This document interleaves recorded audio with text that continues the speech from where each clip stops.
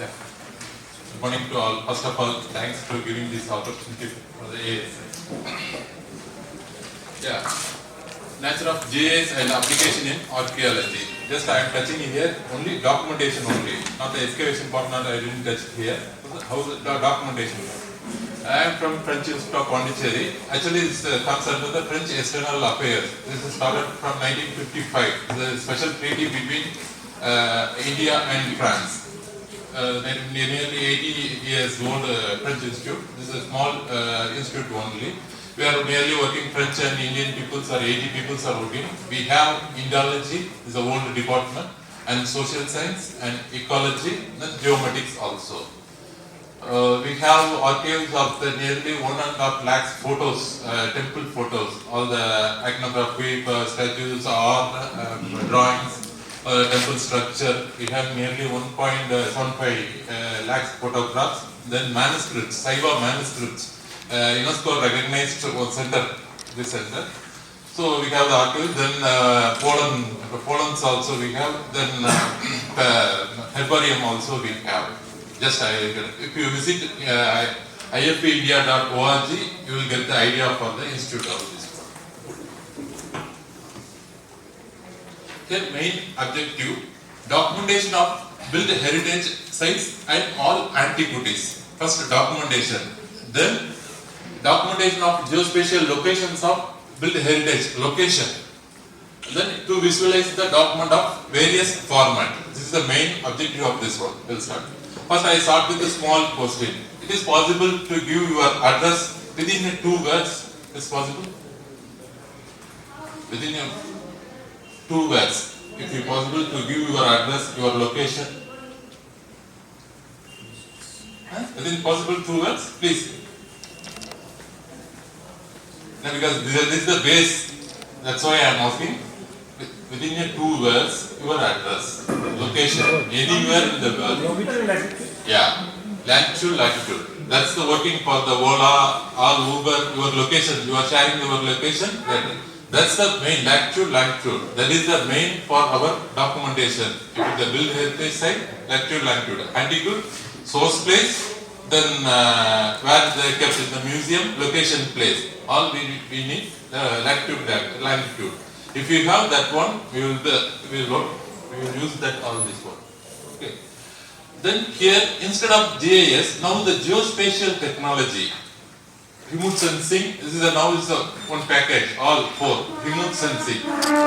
It's taken from the aerial, from a satellite or just photograph, drone. All are comes under the remote sensing. Our just visualizing also is our natural visualization also remote sensing only. Then geographic information system. This is the mapping purpose. Then global navigation system. Previously we told GPS. We depended only the US satellites only. Now we have owned all the India also IRNSS we have. So the global navigation satellite system GNSS. So then the last one, internet mapping technology. We want to show all our output to this technology. So we will see all the one by one. Just remote sensing. Already I told just acquiring information about the Earth surface without any physical contact. This is a remote sensing. It's a photograph or here is a different platforms, satellite images. For the archaeology purpose, we need high resolution satellite image. Then only it's good. If you want to work Paleochannel, that one, the medium resolution is okay. High resolution means here 1 meter resolution, below the 1 meter resolution, like you Google Earth or this one. Then normal photographs. Okay, photography. This is also comes under this one only. Nowadays, all the photographs comes under the geotagging. If you Google your mobile phone with enabled your GPS activated, geotagging it's immediately it's possible to locate that also. Then the tracking also is possible. If you going to the rock art site, because the remote place, it's not possible to check in the Google Earth map, because we only the pathway is there. So that time if we want to to track your site where you are going all the track, then you produce that track to the public. It's easy to visit that place also. So tracking also, that is also possible. Then comes under the UAV capabilities. Now is thanks to drone. Drone is very useful to the different aspect. Here also for archaeological purpose also we can use. In the drone, normal photographic with LiDAR also. If you use the LiDAR, then you will get that area 3D models plus contours. Before, previously in the survey department, we need to total station survey. It will take time, all this one. Now there is no need to that much. If you use the drone LiDAR data, it's easy to create the contours, contour mapping, all the surface elevation model, surface terrain model, all is possible using these drones. We already used in the state archaeology sites in Tamil Nadu also.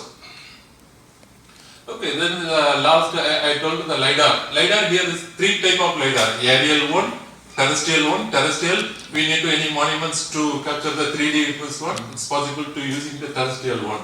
Then handheld. This is useful for the small structures, antiquities, our stone tools, or any other small things. We can even rock art, all these things, or we can scan from the this one handheld sensor. Okay, we will see one by one. Just I given the name. We have one project with the Mondo area. Just high resolution satellite imagery, Mondo areas one. So if you want the regional level studies, you can use it this one.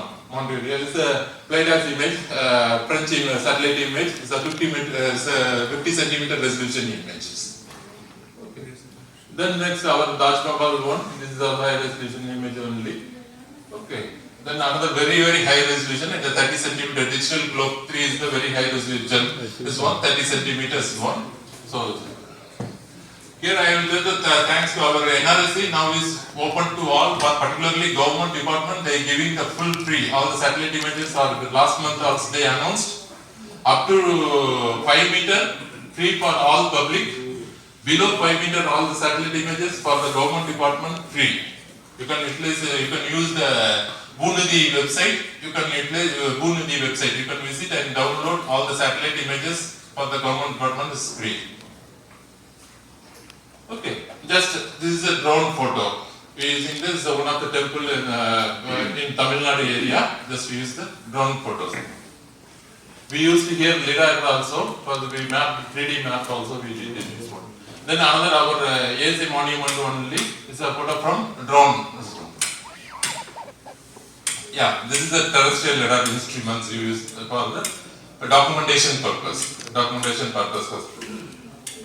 Then handheld scanner. I told you this is the handheld scanner. This is a handheld scanner. We use. I will show you for the rock art. We used this using this handheld scanner. I show you. Yeah, just creating the 3D models is possible using this one. Documentation is work with all the measurement. All are possible here. All measurements also is possible in this one. Any damages, that is also is possible if with the monument structure. If you use the LiDAR, then the damages, cracks, all are possible to using this one. Okay, just potential use of the remote sensing, documentation purpose, monitoring the archaeological sites. Then urban expansion, any hazards is possible to identify using this remote sensing data, and because this data is temporal data. Every 10 days is the data is coming. Some satellite 15 days satellites. If you want to particular place, that is a daily is possible. That also is possible. Particular area daily if you want, then if you want, it's possible to do it. But it is costly, a little bit costly. Then low altitude system. Low altitude system means here meaning a drone system. Drone, mostly drone. If you use the drone, it's useful for our archaeological purpose. Then this is up to remote sensing for the usages. Then global navigation satellite, this one GNSS navigation system. Yeah, different regions. The US on GPS. Already I told previously we are dependent fully GPS only. Now that's why the name also now is GPS. But now is every Asia for Europe having the its own Galileo, Russia have the GLONASS. So like that our Indian regional navigation system, IRNSS, we have nearly launched 8 satellites. We have using that only. Now the new GPS all are working with that IRNSS only. Okay. So yeah, previously if you want latitude, longitude, even my starting time using the topo sheet, then we use the grid. Because even the 5 seconds with the 5 minutes with the 5 minutes grid. If you take the 1:2, 50,000 is 15 minutes. Every sheet is 15 minutes. 1 degree sheet is the 1:2, 50,000, 1 degree. Then we need to small grid. Within the grid we need to calculate latitude, longitude to measure. It's too difficult. Within 20 years, the technology is now everybody having the mobile phone. This mobile phone possible to get the location accuracy. Accuracy also is good. This one. So the latitude not a big issue for generation. Okay. Instead of our money plus accuracy, we can use this. If you want differential GPS, the accuracy level centimeter level. If it's handheld, 10 meters is one. For the mobile, for our application, it's enough. And mobile GPS is enough for us. Then next JAS. Already ma'am yesterday told, here also the same concept. Data creation, then cleaning, then the analyze, display. This is the all part. Even any data, this is the one. Data creation, then the cleaning, then analyze. Afterwards, visualization to give this one. This is the main case. Okay. Then input, pre-processing, analyze, output. This is the main one. Okay. Here GES, the main one, 3 database only. Point, line, polygon. If any data, your data, only site, it's just site location, it's a point data. If you want any track, any road, any river network, it's a line data. If you want entire monument to map, this one entire lake, entire this one land parcel, this is a polygon. This is the major point, polygon, line, polygon data. Then raster information, the images, if drone images or satellite images, all is the raster data. Okay. Free JS software, QGIS, now is open source software. This is very useful. Further now is open source software, QGIS very good one. Then Google Earth. Nowadays all are using the Google Earth. This is too enough for our small application. Just making the one map is easy. This two, QGIS and other thing Diva and Sana GIS purpose. Okay. If you have any question, please ask me. Interaction very will. Then data sources. I already told topo sheets. Thanks to now is previously topo sheets, the restriction topo sheet now is all open series topo sheets available in the Survey of India. You can register and download it everywhere, entire India. It's possible to you can download. 1:50,000 it's available. Open series topo sheets are available in the Survey of India. Then your GPS data. If you Google Earth data, if you have the name only, you know name. If you want to latitude, longitude, now it's easy to pick the latitude, longitude from the Google Earth. If you search it, just you can get it as soon as possible, your data. Then geographical data from the various sources means secondary sources. If you already published material, if the ASA volume already published, the latitude, longitude is there, or if you use the deform, or if you have already latitude, longitude, you can use it that also. Then free data download from the different, now previously our administration boundary also, now we don't have it, we used different formats. Now Survey of India giving up to village level data is safe fields are available in the Survey of India website. Same time geology map, geomorphology, all is available in the GSA website. After 2 years before there is a big special database, this one after one all now they free up all the data. So up to village level you will get it from the Survey of India. Then geology, geomorphology, most all are get it from GSA website. There is a Bookosh on site is there. You can download geology, geomorphology up to topo sheet basis for you. Okay. Then value of the maps. If you give the yesterday madam given one description in the Hyderabad area. If you one page or if table format, not if you use the map, if you Tripura map, if the district map or the river, it's easy to visualization is the map. Then if you once map your points are also interpretation purposes, interpretation is very good. How the pattern, where the gaps, this is also possible once the map. Okay. Yeah. Just for the archaeology data, vector data, on this raster, if it elevation of model, then DBMF's data, all the spatial information, all the document information data, then the spatial, if you want to put the road network, drainage network, all contour, all, we can put it all together in this one. It's easy for the analysis here using this one.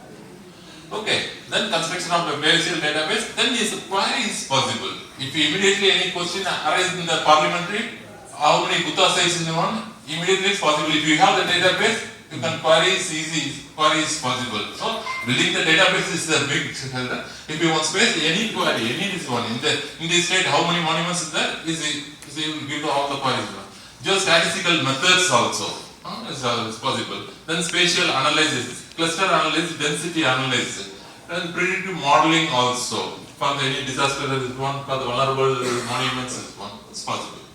Okay, this is a general one. Then how the mapping, I taken one for rock art site, one district. How we are showing from the state, India, the state, then district map, the Tirupur area. In this Tirupur area, where the actually is not clearly visible, all the points are, I put it in the rock art sites are there. So just we are giving the maps. Then that area geology, geomorphology, is all downloaded from our book of our GSA sites only. So it's giving this one.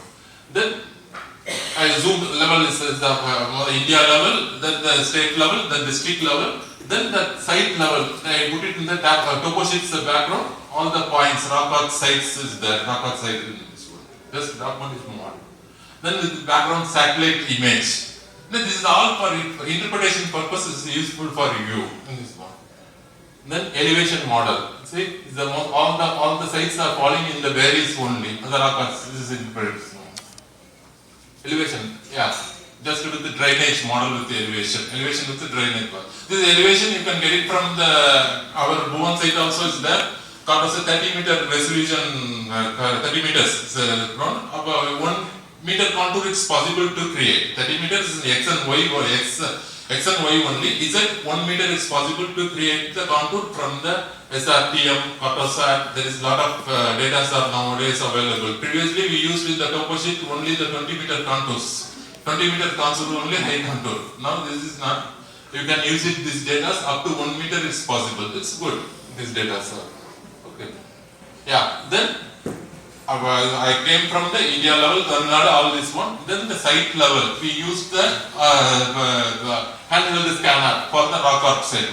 Use the handheld scanner, the site information, the particular specimen information we get. So, okay, this is that. So this is the hierarchy we are documenting just only given.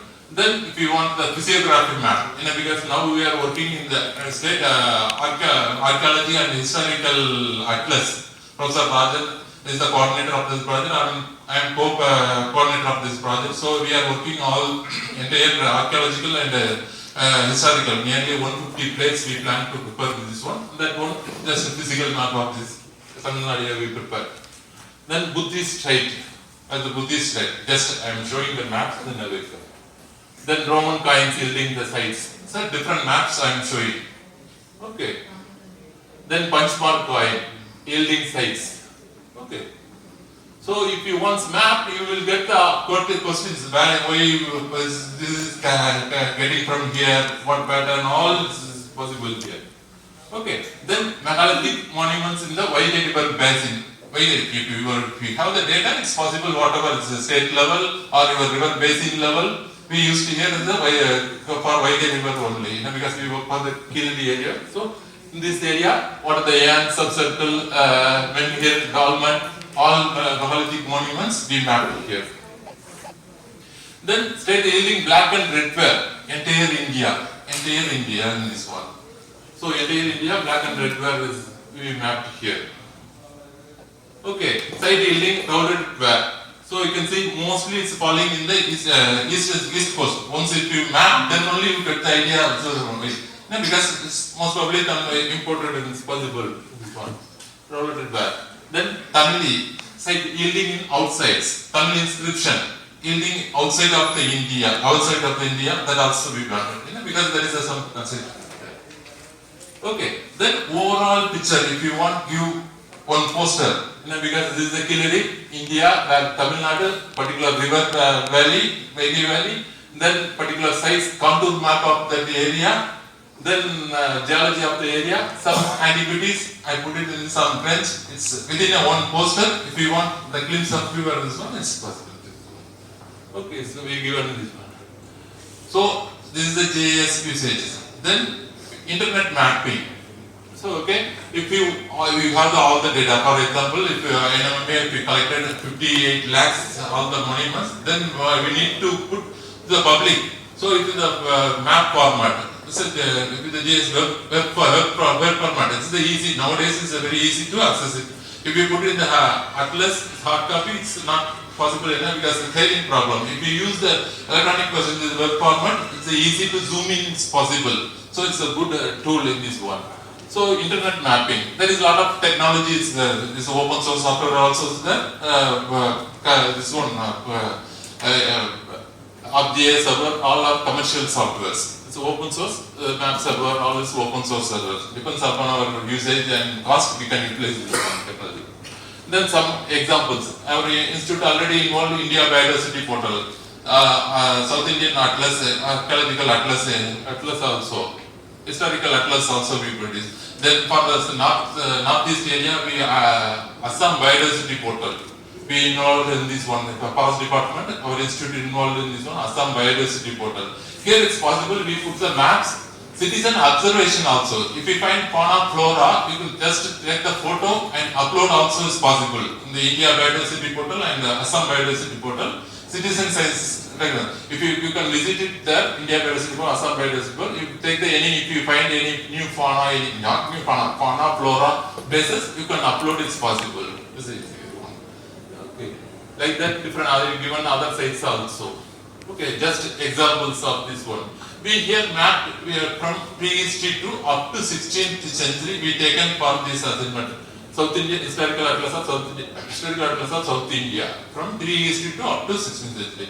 We taken Tamil Nadu. This is the one project Port Foundation funded project. Entire Tamil Nadu, Kerala, small portion of the Hyderabad area, Andhra. Then now Telangana area. Then Mangalore area we taken for this study. Okay, from prehistory to up to 16th century we mapped here. We nearly 4 universities involved in this one. Tamil University, then Kerala Kottayam University, Mangalore University and Central University of Hyderabad are involved in this one. Okay, just time prehistoric to 16,000. Space, already I told. Theme, we splitted the themes political, social, economic and cultural. 4 themes we could.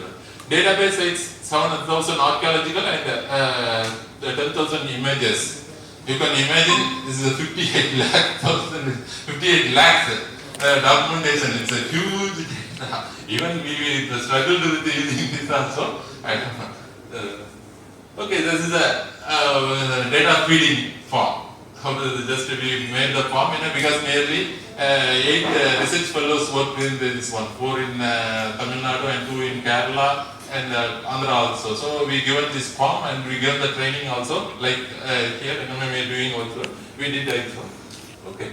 So just give the glimpse of this one. Paleolithic sites. I given entire in this one Paleolithic sites in this Atlas because not possible to show all just Paleolithic sites. Then Neolithic sites. Then Iron Age sites. Iron Age sites, a lot of Iron Age sites we have. Iron Age sites. Then early historic. Then early medieval. Then Vijayanagara period, then overall, I put it in so, then overall database. I showed overall database is here. We have this database. Okay, once, just I will explain one small part only I taken, only the Chola Mandala only taken because not possible to give all this one. I taken the Chola Mandalam only, I will map it here. So political, cultural, I already told, political, cultural, social and economic. We taken the cultural, architecture, inscription, art build objects, cultural, political, node, center, royal center, all these social, habitation sites, burial sites, all are we taken for the social, economic, pottery, or port site, or coin, common water sources, all we used for the economic. Okay, different data from epigraphical data, ASA published one field work, all the PhD, most of the thesis from the various universities we taken, then secondary data also. Then the Bhakti Purana also, Periya Puranam, Devaram, Divya Brahmanam, all are we taken for this one things. Base map, we put it in this one, drainage map, elevation data, all we put it in the background. Okay, what software we use, ArcGIS and QGIS, Google Earth we used in this one. Just how we have mapped the boundaries. For example, I given from the Cholamandala boundary, it's from the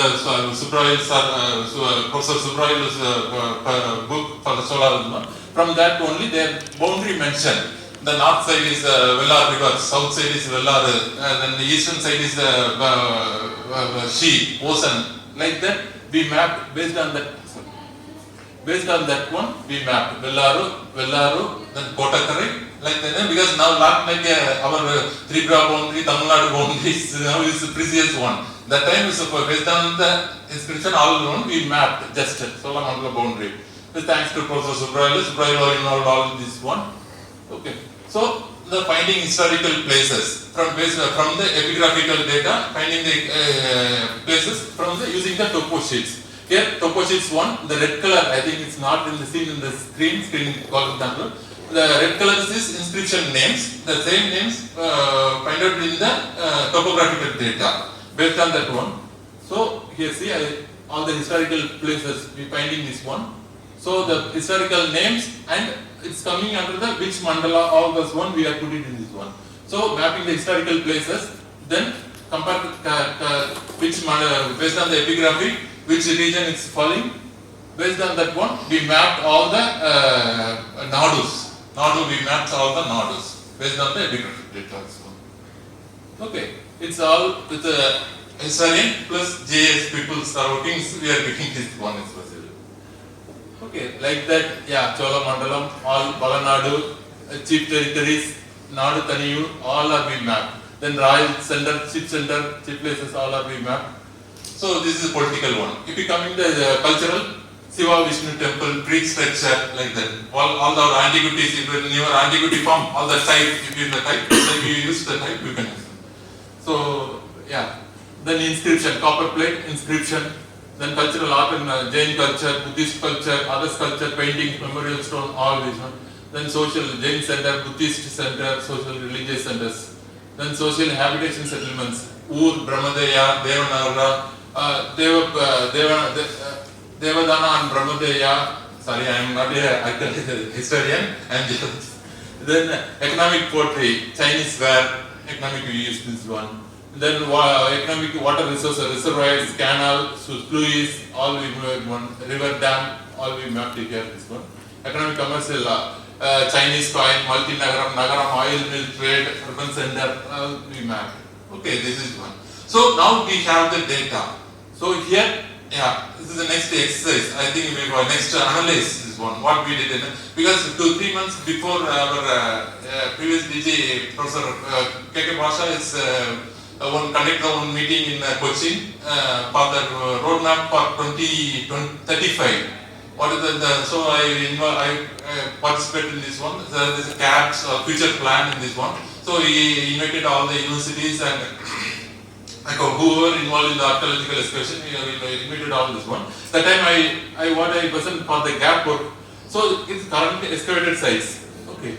So using that excavated site and explorer site for we have already data for prehistoric explorer sites here. If you have the Neolithic 70 site, Paleolithic 11, Paleolithic, Microlithic 16, all over total 275 sites in all over Tamil Nadu. Up to now we map.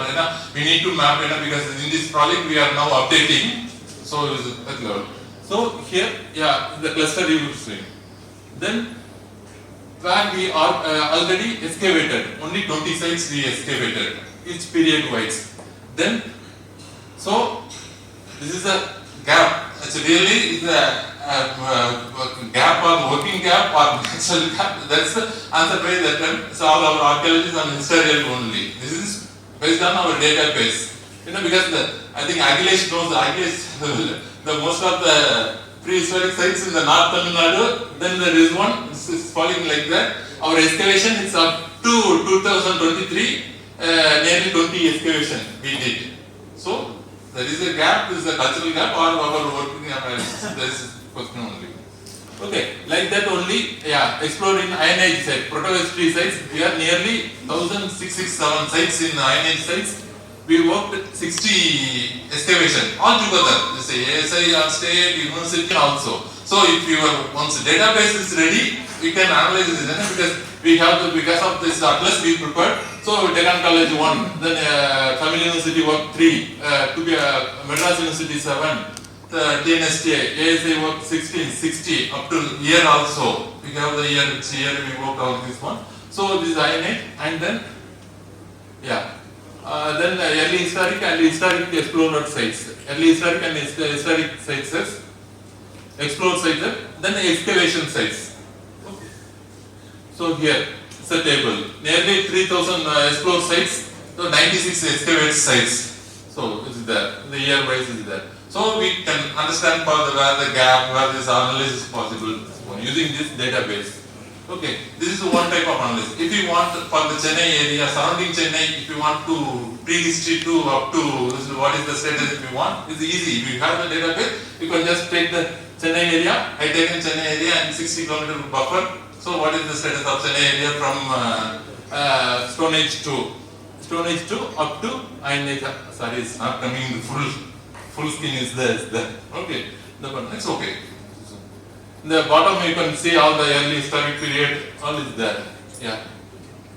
Iron Age, then Paleolithic, then Paleolithic one, all is calling is here. So all the stages. Then medieval period, then Vijayanagara, all is there here. Okay. Then now another analysis, risk analysis, because of the climate change, climate change and flood, all is there. Our monuments or archaeological sites, some are under the threat also. For here, I am actually working on coastal vulnerability only. My natural focus coastal vulnerability mapping. Here we vulnerability for the one of part of the Tamil Nadu area we work. So in this case, if the sea level rise, storm surge is happening in this run, because of some monuments like Mahamalipuram, some like this coastal monuments is possible to thread. This also is possible to using our database ready. Then another parameters using the parameters which is the possible to risk analysis, highly threat to the vulnerable places, vulnerable monuments for the natural disaster. That type of work also is possible to using this JS and Muthusankar. Okay, summary I am finishing here. So JS useful data storage and retrieval to provide the visual representation data to communicate easily to the public. Then this representation can patterns and trend. Too many layers possible to overlay because interpretation that is the main one. If you have the Paleolithic sites, you can want to put it in the historic data. Then how the continuation? What is one layer to one layer is possible. Then coming nearer to the river, what is the why this is happening here? All this is possible. Putting the log of this one. Location based analysis, identification gaps. Already I told you. Spatial analysis, all are possible in this one. Okay, just bibliography. We already published one book, Nadu and Ur, medieval in Tamil Nadu area. Subraila and Mai and Balamugan.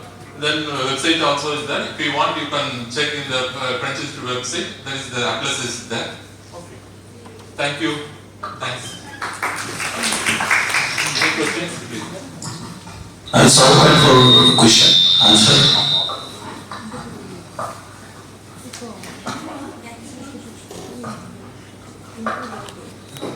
Good morning. Thanks for your nice presentation. But what I am missing in your presentation is you have shown how we are building the database and all these things. Okay. But just recently I have worked on one project with Antiquities in University of Hyderabad. So they are working on to create a database for the ports and all these things. So in that project we are working on how to collect the longitude and latitude, then how to do the georeferencing and all these things. Okay. So if you able to explain all these things, so it may be very useful for the audience and all these things. So because that is the most missing question. Sorry, he is having only 45 minutes of time. You have GPS, handheld GPSs with everybody nowadays. You can purchase it. Recording the latitude and longitude is not a big thing. And if you just Google it in grass, or grass may be a bit difficult for you, but QGIS is very user friendly.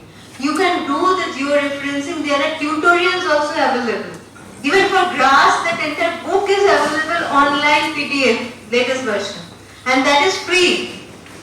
That is free. You can download it and you can do that. And actually, Dr. Muthusankar is having only 45 minutes and we have not arranged any practical session for GIS. Otherwise, we could have gone for GIS training. Thanks. More other things, there is a lot of now YouTube video is there. A lot of if you using QGIS. Then now a lot of mobile app is there. If you want latitude longitude, you can use the Google Earth. Just latitude longitude elevation it will come. Oh, sorry. Google Earth if you use. Then GPS essential one software is there. There is many apps also is there. If it is hands-on exercise, then possible to give. We used to have one software, nowadays many more softwares are there, Surfer. Surfer was used earlier, long time back. For georeferencing, you can directly take your GPS data, handheld GPS data, convert them take them to your Surfer database. Surfer will georeference it with your map, align it with your map. So besides Surfer is very old one. He can tell you about the latest softwares which are available for that. I think now GRAS also developed this thing. Any more question?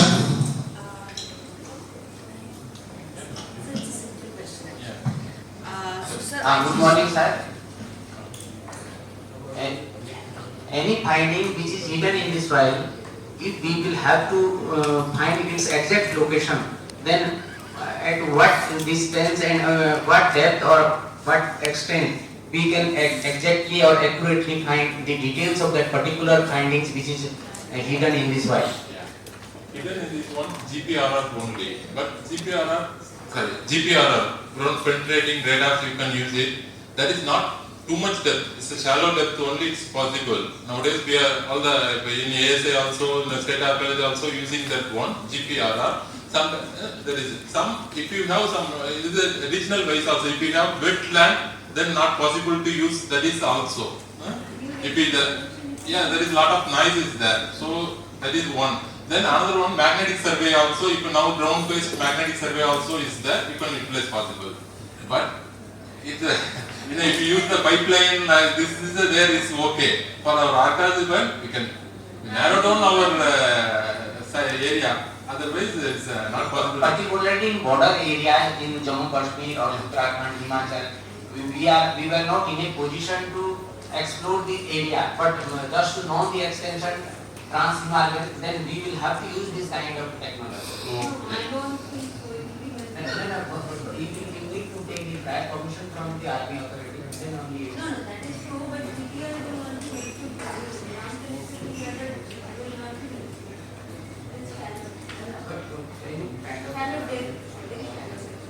So best all if you special evidence, then if you want small test trench, then you will go for this one. Otherwise it's a bit difficult to only using GPRL is there, technology is there, but you can't give the 100% result to this one. Some noise, some problem, some is one. So this is possible. This depends upon the area also usage that is there. Yeah, please. So these techniques we are using for prehistoric research. Right now, Mr. Anand Pandey from Hyderabad is working with us, and we did some survey in our new sites and the signal went up to almost 4 meters, and that helped us to identify the bedrock where it is there, and we can plan after excavation. And now from the month of March onwards, we are going to work. We have done preliminary work in Akram area, because Akram again is a big site, and we want to understand fully what is the extent of the site, because given the Akram at the site ends, you have the satellite deposits, so we want to see what kind of subsurface stratigraphy is there. So that work we are going to start. So definitely up to 4 meters, we have the evidence that you are getting the GPR good signal. And I sometimes it is misleading. because IIT Gandhinagar, they carried out this GPR survey for us in Vadnagar. Okay. And they said that you will find at the level of 2 meter, you will find a big wall or something like that. We dug up to that, and that was a false signal. In our case, it was like Satan was there because we dug it, and then we could match it. It was almost accurate. And now I think I spoke to Professor Pandya recently because there are some better models which even penetrate with more accuracy.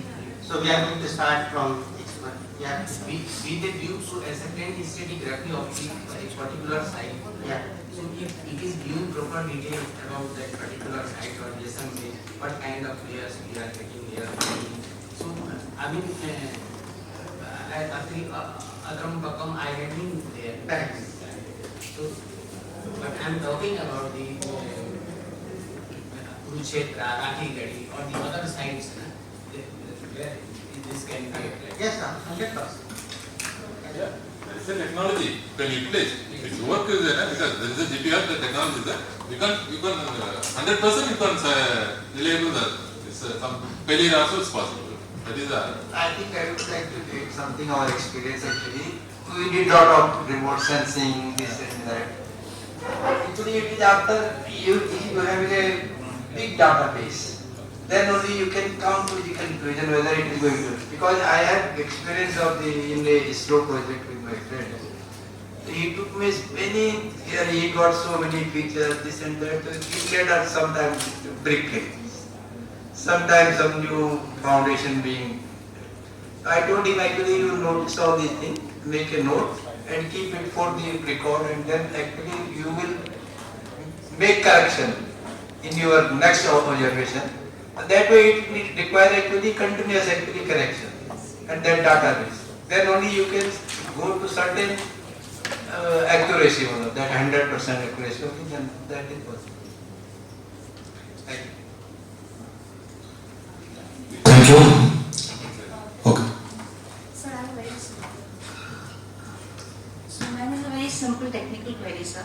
When you were talking about high resolution satellite images, you were mentioning the resolution, 50 centimeters or 30 centimeters. Can you kindly explain, like? yeah, nothing. If it in the mosaic tiles, it's over 1 meter, 1 meter.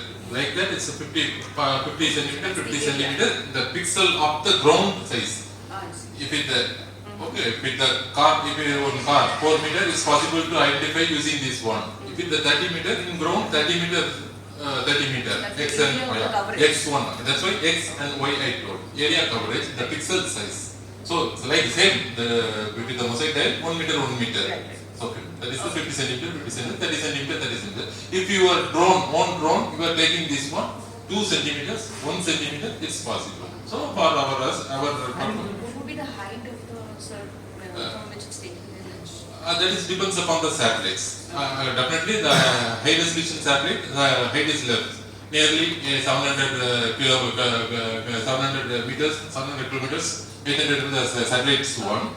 But in the drone, it's normal. Thank you.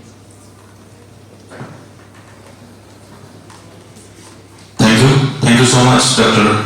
Muthusankar, for insightful presentation. Really, it's a very interactive, and we're truly grateful for